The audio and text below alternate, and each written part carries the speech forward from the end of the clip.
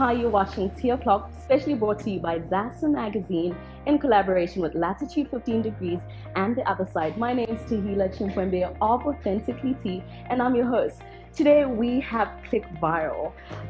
So when you watch this is what will stand out to you. These are like a group of young friends, and they're really making good music. When I met them, I was really taken aback at how excellent the level music has been.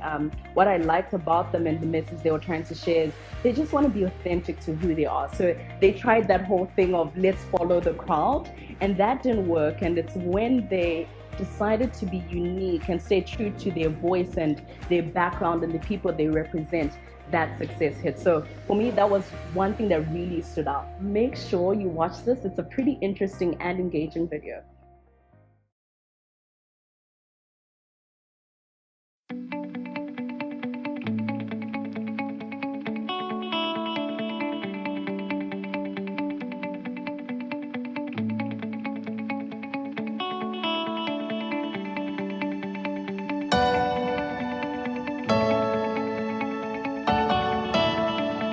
So as promised, I've got Carrie, Jeka, Trigger, and then Tutu and Miki will join us later on. Exactly. Yeah. Okay, so let's just get into it. I want people to really get to know who Clique Viral is. So how you guys started, right? It was from school, high school, and you were running a competition of some sort.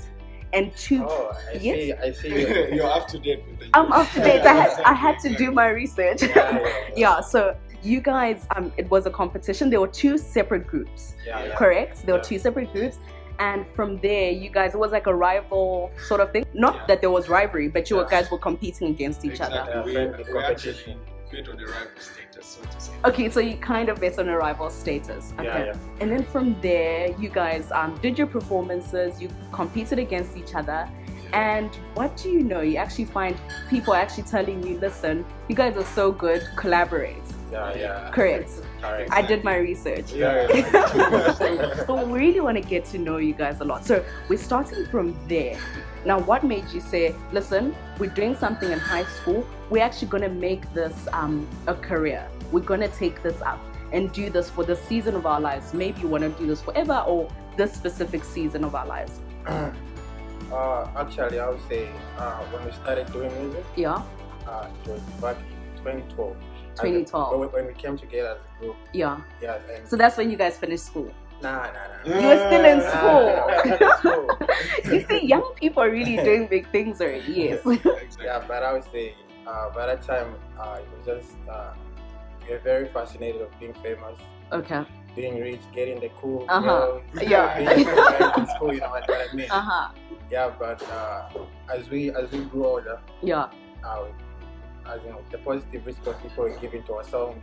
Yes.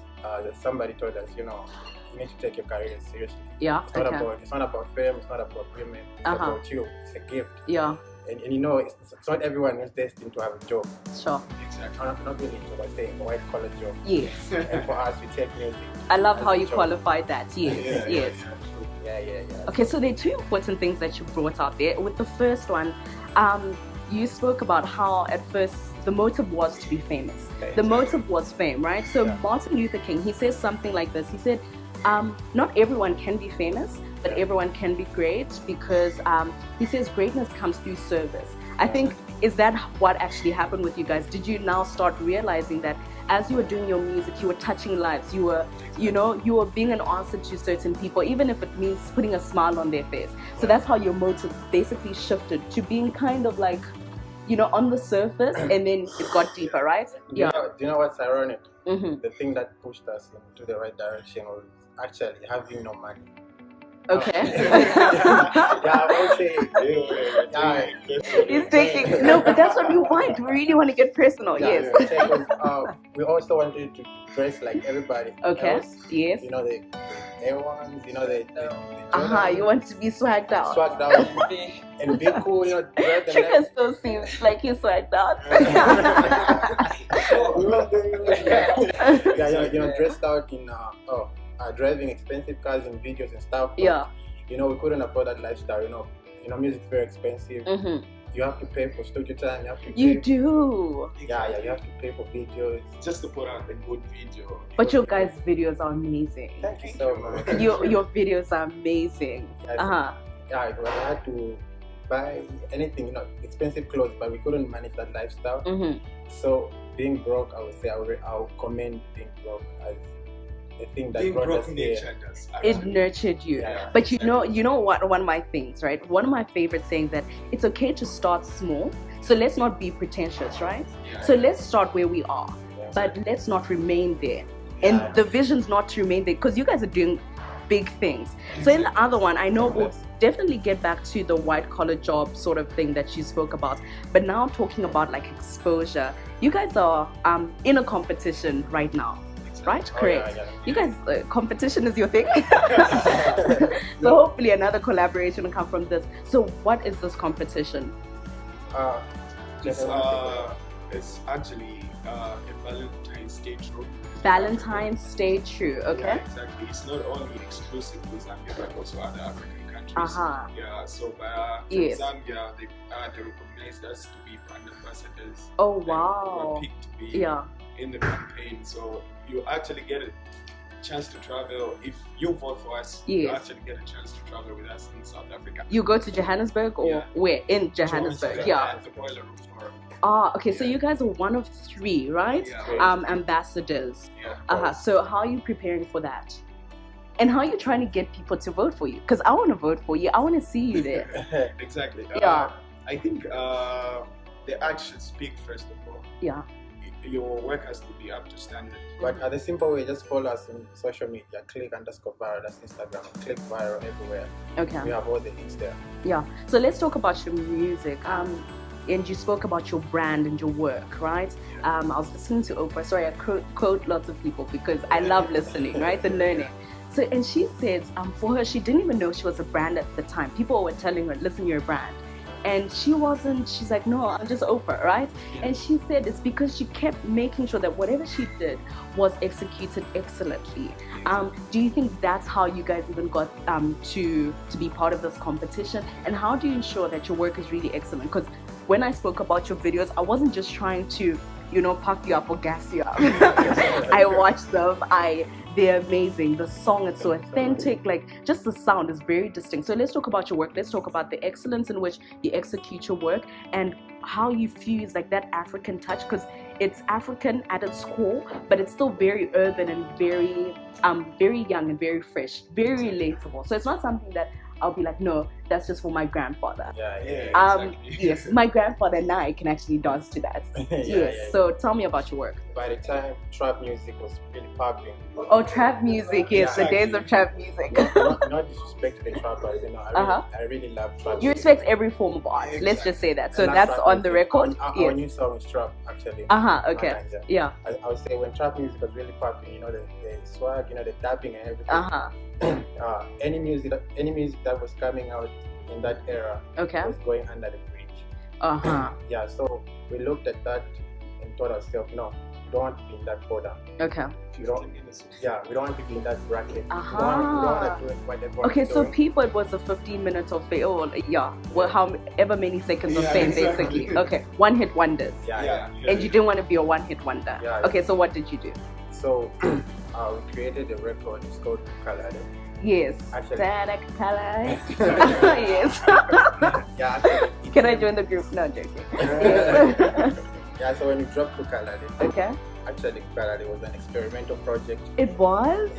So it wasn't really what we used to do. We actually used to do the trap and everything, just like everybody else. So when Ku Kalale dropped, we told ourselves, we made a conscious decision that this is the path we're going to follow.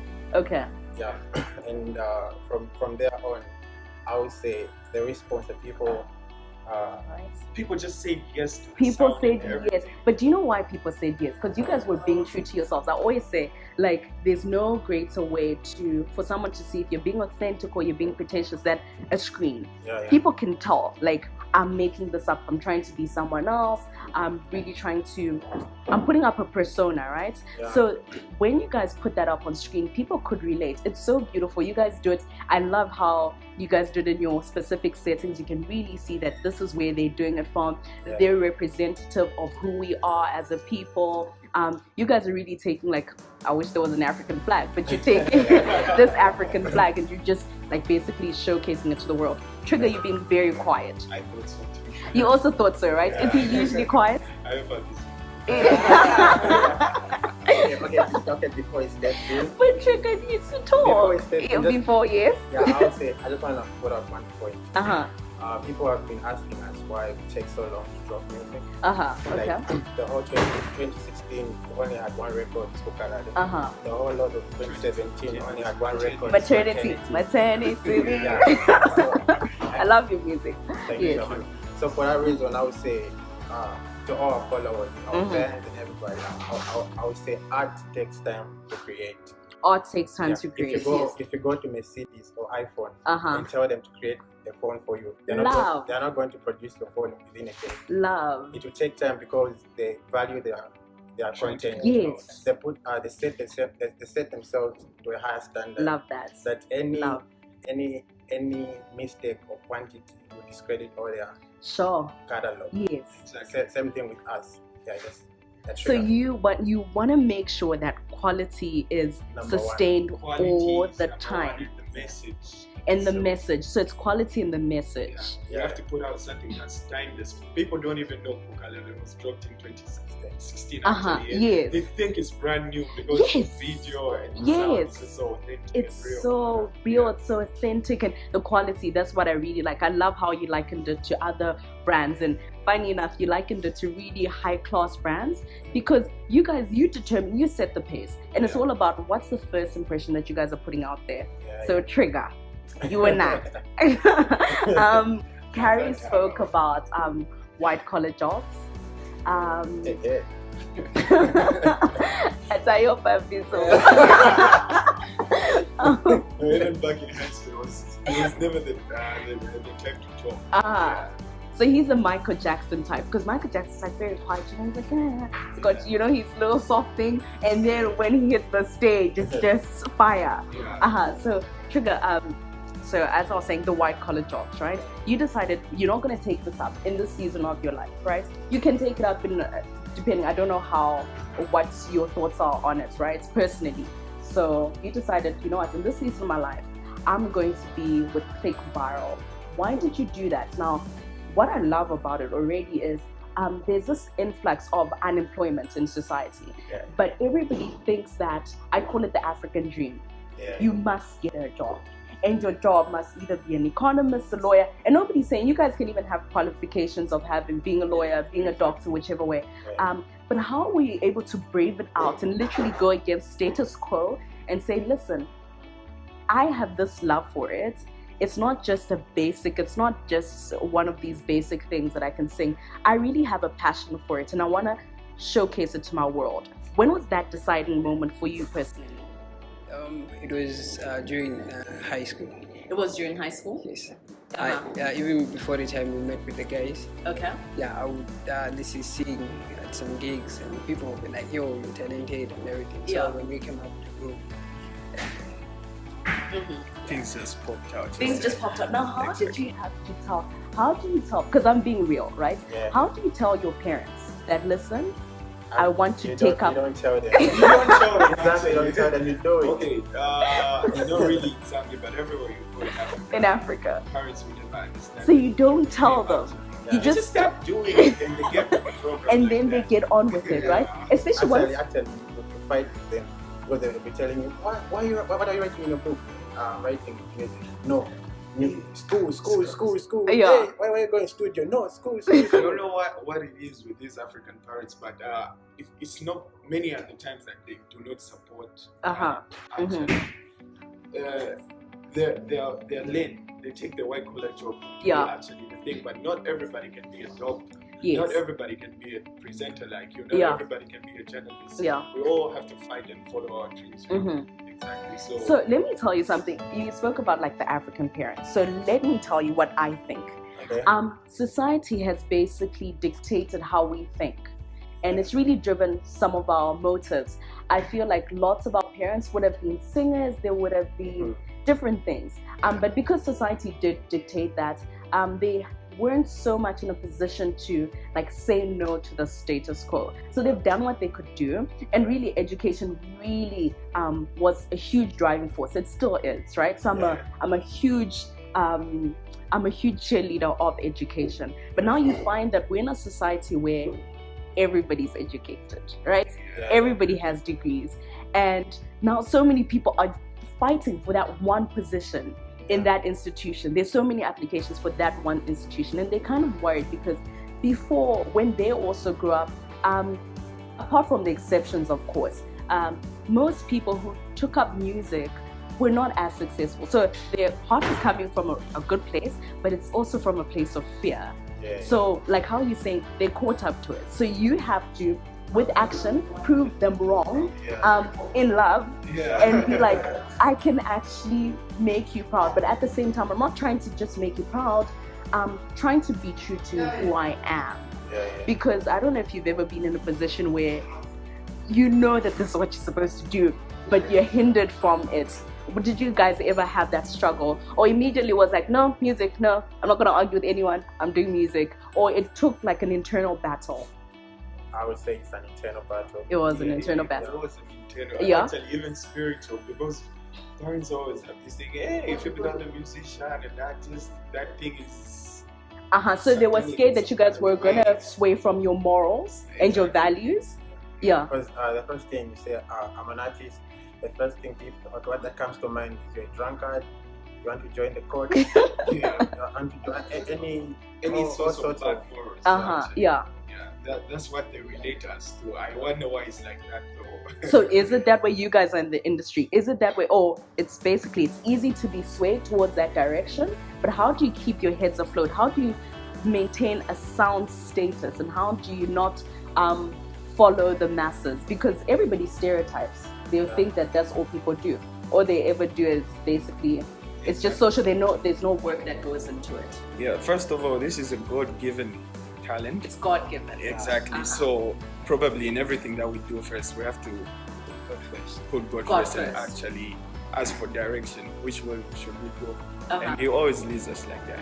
And that's why we are here having this interview with you. So one more thing, I know we are enjoying our conversation, but Tutu and Mikey need to come on. One more thing, you guys seem to be compared to other groups or group. You want to clear it up? How do you make sure that you're very unique to who you are? Because there are other groups as well that are really trying to be, to represent their background and have that authentic sound. Well, authentic to who they are. Yes. Oh yeah. As much as I'm not in a uniform, I have to take that up. Yes, why aren't you in the uniform? Why aren't you? Exactly. So, first of all, you have to be unique in everything you do. You have to be a brand on your own. Whenever they see you, even when I'm alone, they have to see that's a Clique viral. Yes. So there's a certain way we have to look. You have to come out unique. Yes. As you can see, we're embracing the barefoot. Even though I'm barefoot myself, we just have a unique way. I hope you went for a penny. Exactly. Yeah. So you just have to come out. You have to stand out. Yeah. Okay, love it. I would say before you start anything, I don't know, a business or anything, you have to premeditate everything. Do your research as well. You can't just go into something you don't know the ins and outs of something. So before we started doing music, we looked at Zambia. How many groups do we have? This is what's happening. Like, how are we going to tackle around them? How are we going to escape the thing that happened? Like, how are we going to escape from being compared to this group? Okay. How are we going to be different from this group? So we looked at all angles and we worked on that. And I'm glad we're here.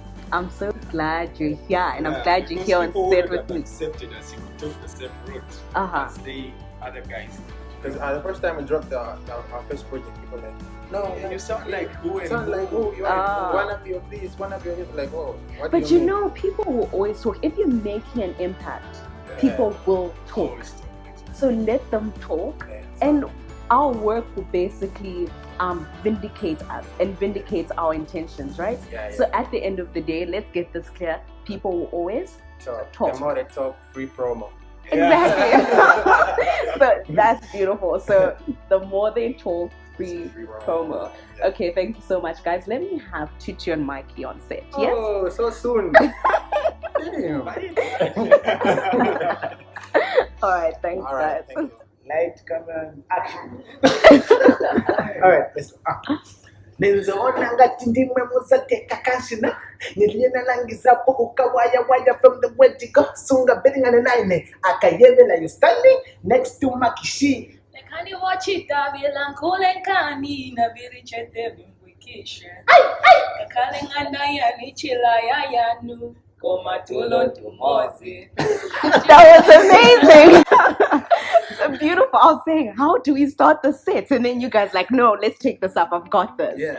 What do you feel is the biggest achievement that you guys have attained? Personally, I think the carnival show we attended last year. Okay. Where was that? Where? It was in Zimbabwe. Oh, the Big Four. The one that takes place at New Year's, right? No? Yes. Or is it towards December, around December? Yes. On the 30th of It also reaches the first day. Okay, so tell me about the carnival. Yes. The show itself was awesome. Like from Zambia, there was one Clique via Mampi and Yompuka.